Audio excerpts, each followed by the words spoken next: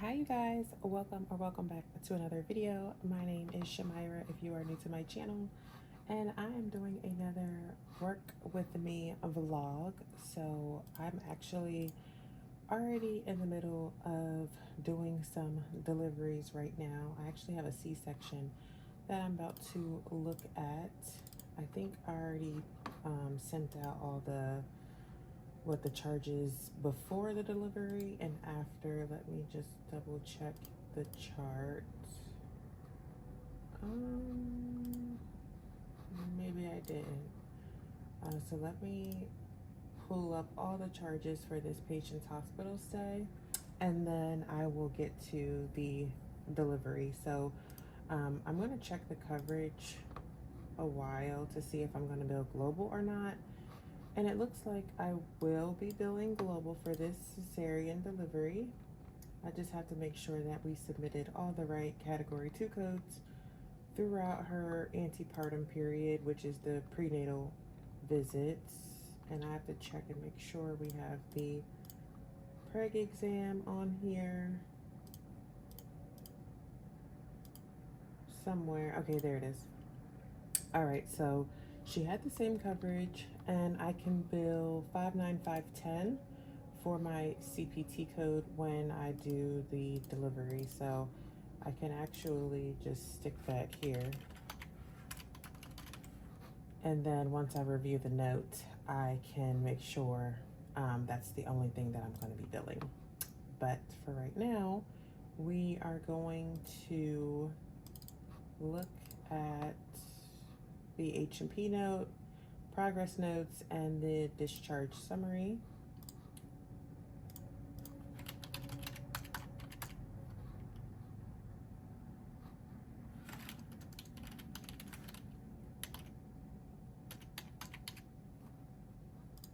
Okay, so it looks like this patient wanted to try and do a trial of labor after cesarean. So what that is she wants to try and deliver vaginally.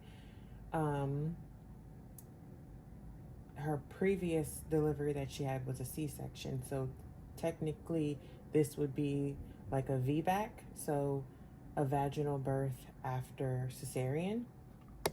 But like I said, they ended up doing a C-section. So the 59510 that I said that I would be billing is actually not what I'm going to be billing, because there's another code for an attempt vaginal delivery, but we ended up doing a C-section. So I'm going to actually be changing my code. I think it's like 59610 maybe. Let me see and select coder. 59610 routine OB care, including antepartum, vaginal delivery, postpartum, after previous cesarean. Okay, so that is the VBAC code. Let's see, what is the other one? Is it 59?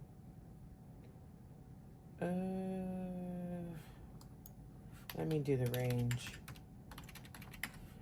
because I can't remember it off the top of my head. So it looks like cesarean delivery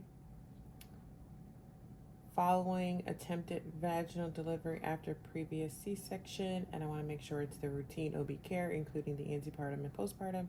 So 59618 is what I'm going to be looking at when I do my delivery code. I don't think the patient has to be like pushing in order for us to bill this code. The intent was to do a VBAC, and we ended up having to do a C-section. So we're gonna go with the 59618 for this. All right, so the H&P note and any other progress notes prior to the delivery, I'm going to submit a no charge for, because they will be included. Let's see, I just want to check and make sure I don't need any other diagnosis codes on here.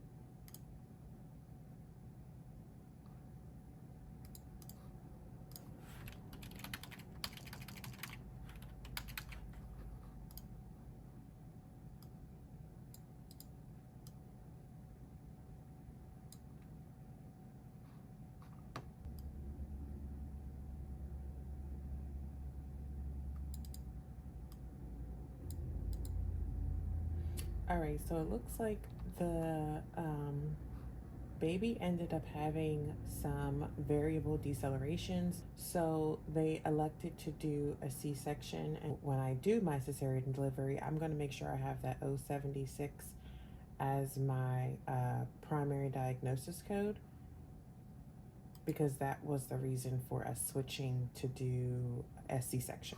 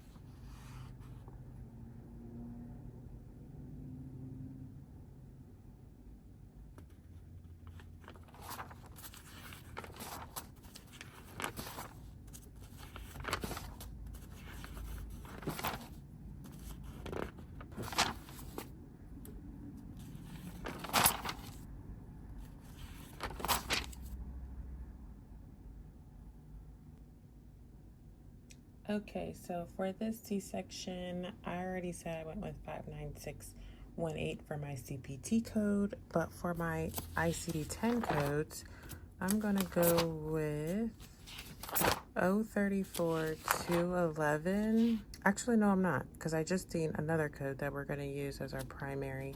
We're gonna go with 06641, failed attempted vaginal birth after previous C-section. And you see I even have my CPT codes listed right there. So 59618, 59620, and 59622. So I'm going to use 06641 as my primary diagnosis code. 06641.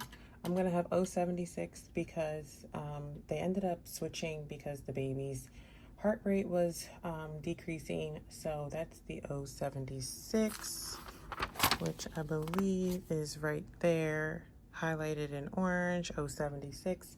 And then I had the weeks of gestation, the outcome of the delivery, which was a single live birth. And then there was a nuchal cord around the baby.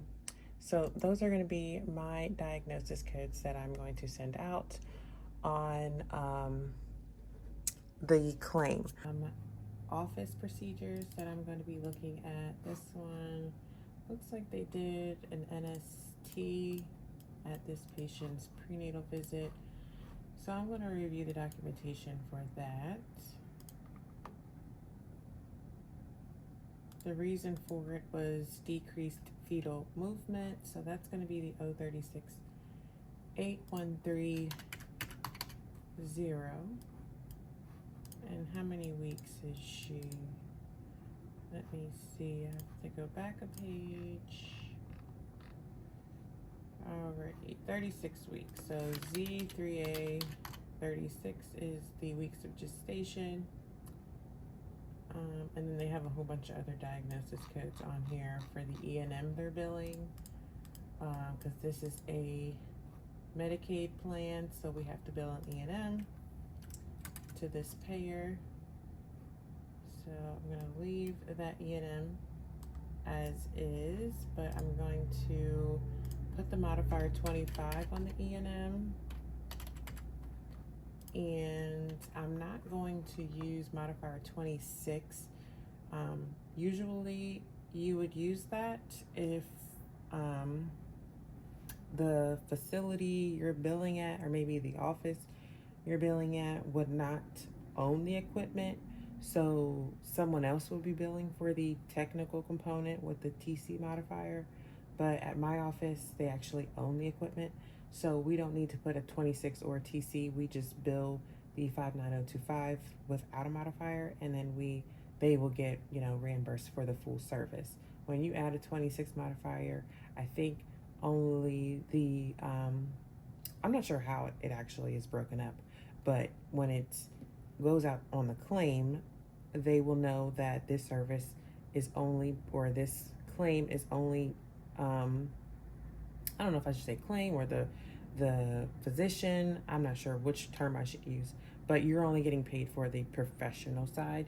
You're not getting paid for the equipment, which is like the technical side and all that stuff that comes with billing this service. All right, so 59025, and I want to attach my LMP, and I think that's it.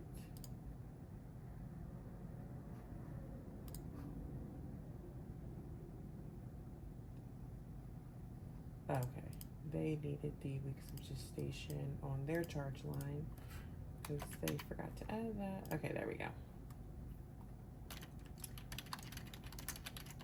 And I'm just adding a comment that I reviewed the NST. Alrighty, what else do I want to do? So right now I'm pretty caught up in my work queue, so I can go over and see if I have any denials in my denial work queue. So sometimes we will get claims sent back from the payer, and they will have like denial codes, and you have to figure out what went on or why they're denying it.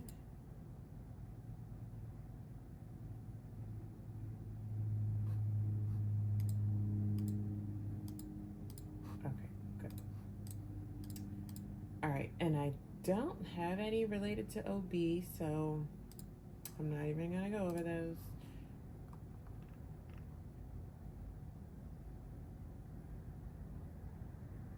Yeah, I don't know, guys. It just seems like it's about to be a little bit repetitive because I'm just going to be coding.